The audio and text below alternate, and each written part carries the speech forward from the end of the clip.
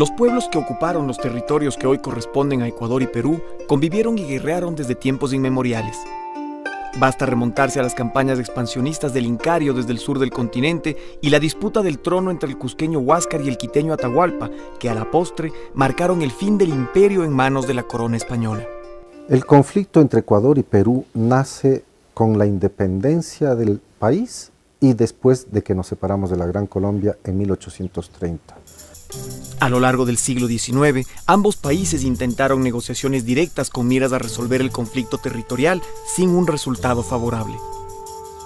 Ya para el siglo XX se propusieron varios arbitrajes internacionales, como el del rey de España, del presidente de los Estados Unidos y hasta del Papa, que tampoco fructificaron.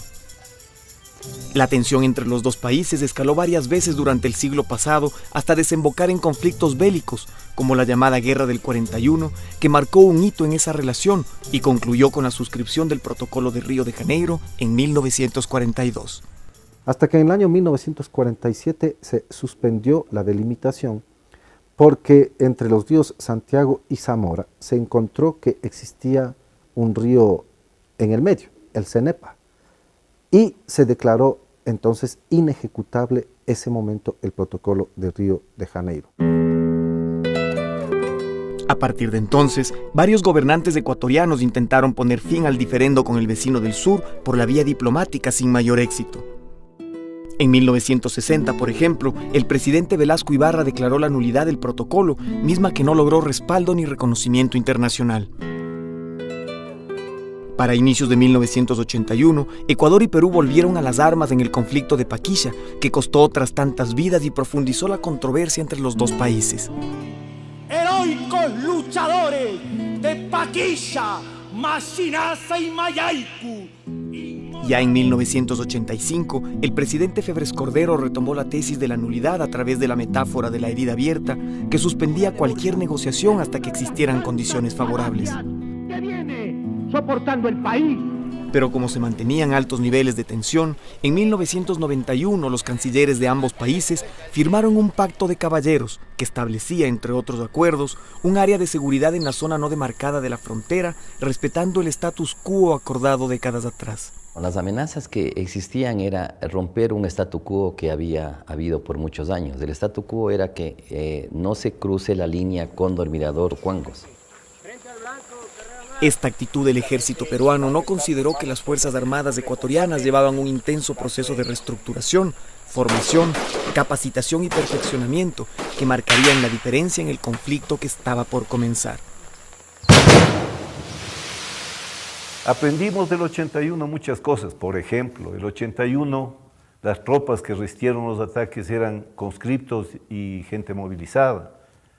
Nuestra decisión fue iniciar las operaciones con fuerzas especiales por el tipo de escenario y por el tipo de entrenamiento. Y es así como 14 años después, el Ecuador no tuvo más opción que hacerle frente a un conflicto armado como consecuencia final de los diferendos limítrofes que los dos países mantuvieron por más de 160 años. Yo cumplí 4 misiones de combate. Ningún soldado quiere la guerra. Se activó una mina, o activé yo una mina con mis 2 pies. Me dejó ese momento ya desintegrados mis pies. La decisión militar fue, ya basta, nunca más. ¿Cómo está, soldado? Todo bien, todo bien. El Ecuador no podía soportar como pueblo otra derrota.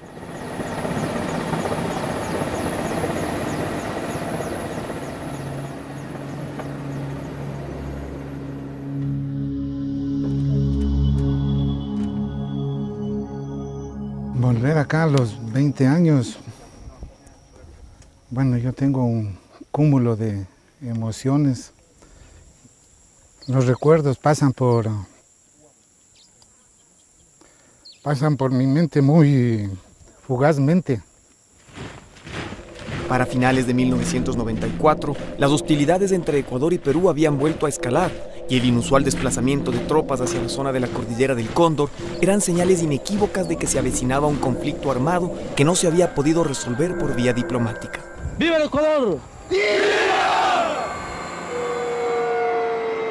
Yo recibí la disposición de formar parte de un escuadrón con mi patrulla, que nos fuimos a realizar una misión, que era el desalojo en base norte, que es en la naciente de Cenepa.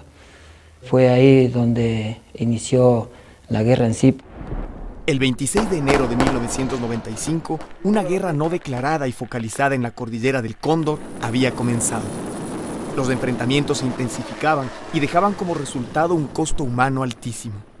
Maniobras políticas y mediáticas y un alto al fuego que no se cumplió pusieron al rojo vivo los enfrentamientos. El riguroso entrenamiento y la experticia táctica se pusieron a prueba en el conflicto, con operaciones conjuntas de las 3 ramas de las Fuerzas Armadas que llegaron a su clímax del 10 de febrero, cuando la aviación ecuatoriana protagonizó el primer combate aéreo en Latinoamérica y ocasionó el derribo de aviones y helicópteros peruanos. Al 22 de febrero se lo conoce como el Miércoles Negro, debido a un ataque sorpresivo a varias bases ecuatorianas durante el cese al fuego, que dejó el mayor número de bajas para nuestro país. A medida que íbamos avanzando, íbamos viendo ya cuerpos de soldados ecuatorianos que habían sido sorprendidos por parte de esta incursión. Y al llegar a la cima, reorganicé mi unidad y nos lanzamos al asalto. Esa acción, sin embargo, no consiguió desplazar posiciones ecuatorianas y más bien propició una enérgica respuesta bélica por parte de nuestro ejército, denominada la Noche de las Luciérnagas. Ecuador y Perú vivían el horror de la guerra. Usted escucha los aviones que vienen y únicamente escucha que caen las bombas. Y lo único que dice, ojalá no caiga aquí. Disparamos y hubo fuego a discreción y yo veía al cabo Vázquez que estaba tendido en el piso y no disparaba. Cuando le topo la cabeza veo que tenía un impacto en la frente. Se me activó una trampa. No pude evitarle porque una trampa a veces tiene un tiempo de unos 30 segundos, pero esa trampa no me dio tiempo a nada. Un rol especialmente importante en el conflicto lo desempeñaron los soldados nativos, ibias, arutams y churubias, cuya habilidad para sobrevivir en la selva fue determinante, sobre todo como guías y apoyo durante los combates. Tenemos un conocimiento más avanzado dentro de la selva, cómo tocaba sobrevivir en la selva, qué frutas nomás teníamos que consumir cuando no hay que comer. Seres humanos enfrentados, soldados que entregaron su integridad y su vida en el cumplimiento de su misión, pueblos hermanos cuyas historias hoy salen a la luz como un triste recuerdo.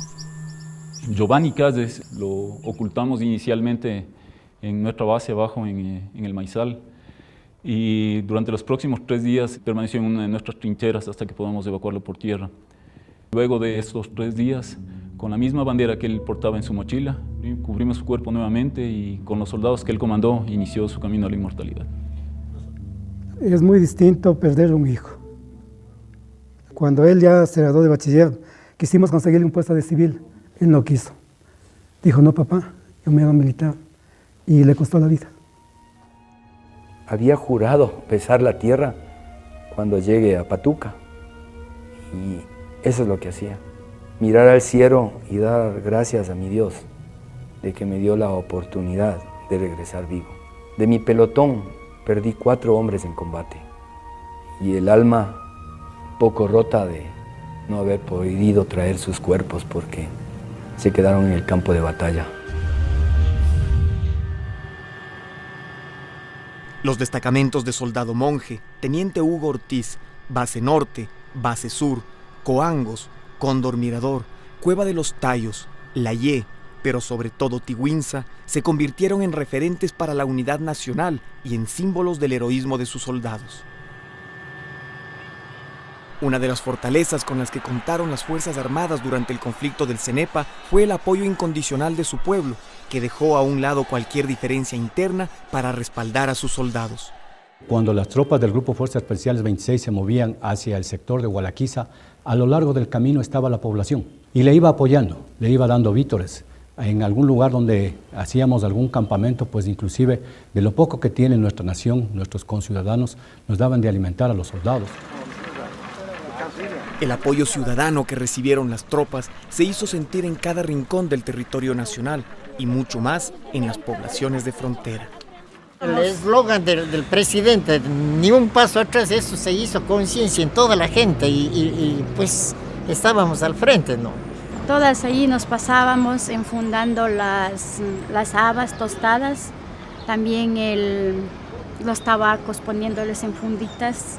Incluso dijimos que si evacuaban, se iban, nosotros nos íbamos a quedar ahí hasta el último para ayudar a ellos. Otro elemento que marcó una diferencia a lo largo del conflicto fue el manejo informativo.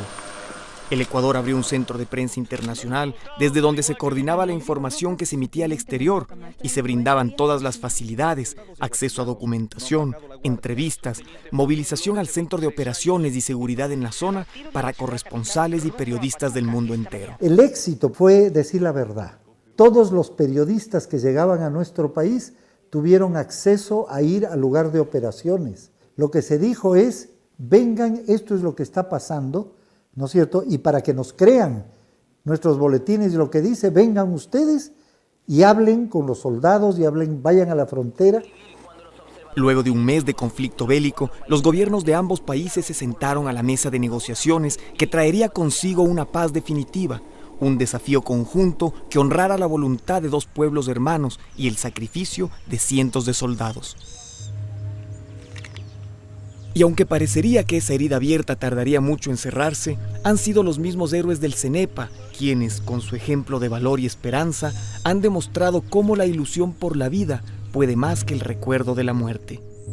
Yo perdí mi pierna, pero quería seguir vivo, quería ser rescatado y quería continuar viviendo, quería seguir experimentando lo que la vida todavía me tenía para mí en el futuro.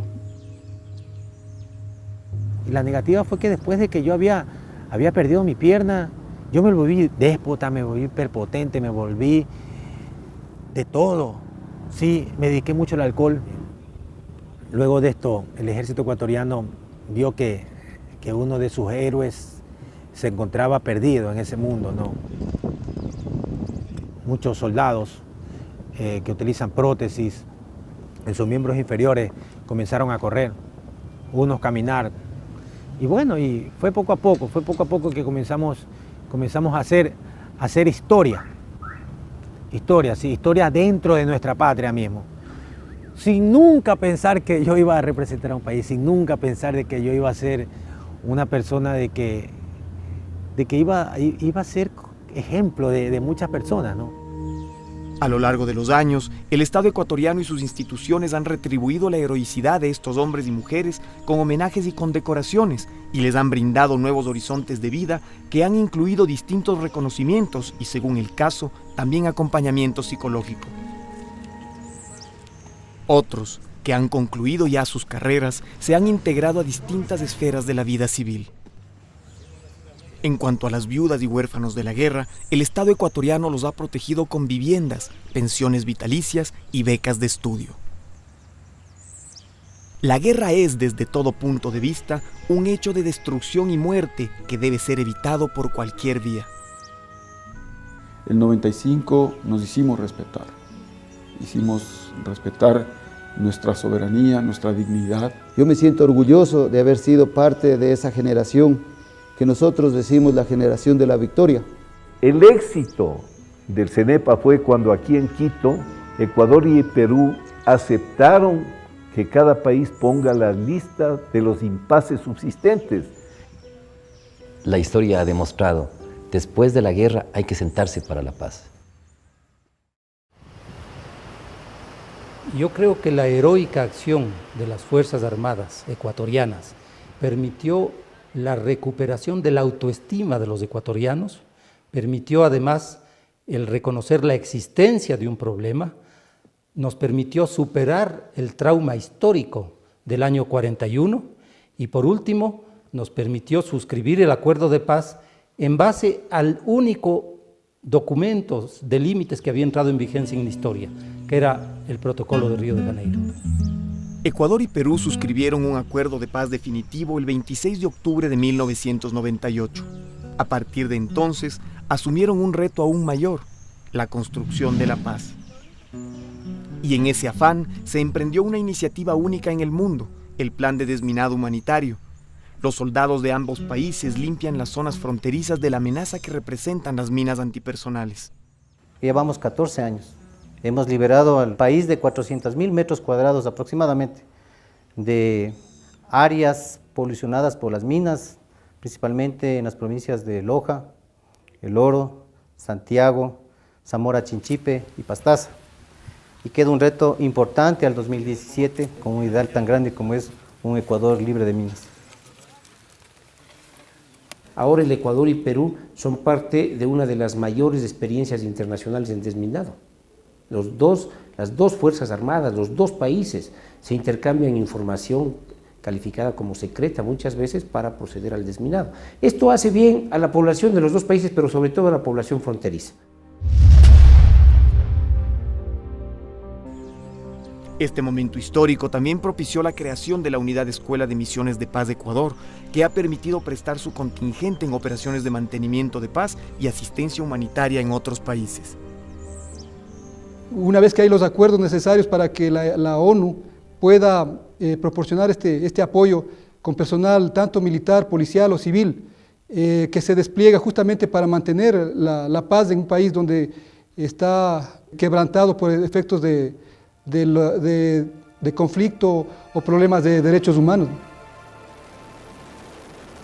Otro ejemplo del cambio de época que viven las relaciones bilaterales con el vecino del sur es la demarcación de la frontera marítima a través de un acuerdo internacional firmado en 2011 y que estaba pendiente desde hace 60 años. Y luego de eso más bien logramos consolidar últimamente totalmente nuestra frontera marítima y que no ha sido solamente reconocido por los dos países, sino está ratificado en la ONU, de tal manera que en la actualidad tenemos en el ámbito marítimo totalmente cerradas las fronteras. Creo que en este momento posiblemente es uno de los momentos más propicios para la relación de amistad y de entendimiento que tenemos realmente con la Armada del Perú. Nosotros los mandos militares hemos aumentado nuestras relaciones de confianza mutua a través de ciertas normativas, ciertos convenios, una cartilla de seguridad que nos permite nosotros movilizarnos y cumplir las actividades militares a lo largo del límite político internacional Ecuador-Perú. El entendimiento alcanzado con el Perú permitió desde el año 2007 un impulso fundamental para el desarrollo del Ecuador. Es así que el gobierno de la Revolución Ciudadana, a través de la nueva Constitución, amplió el concepto de seguridad y estableció políticas que promueven una cultura de paz.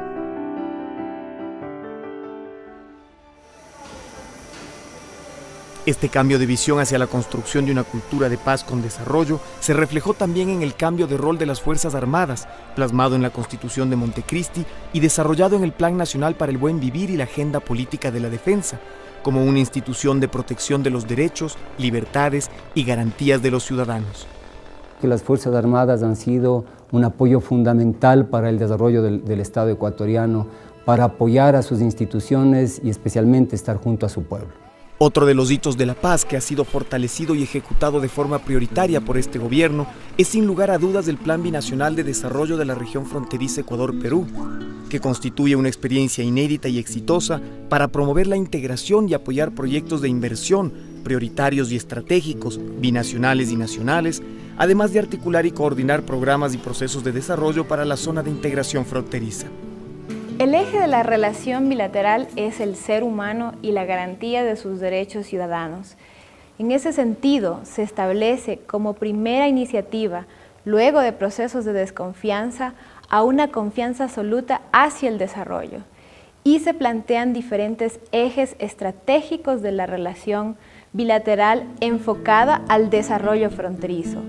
Es tan importante el desarrollo y cumplimiento de este plan para el gobierno de la Revolución Ciudadana que es el mismo presidente de la República quien encabeza las reuniones y gabinetes binacionales junto a su par peruano.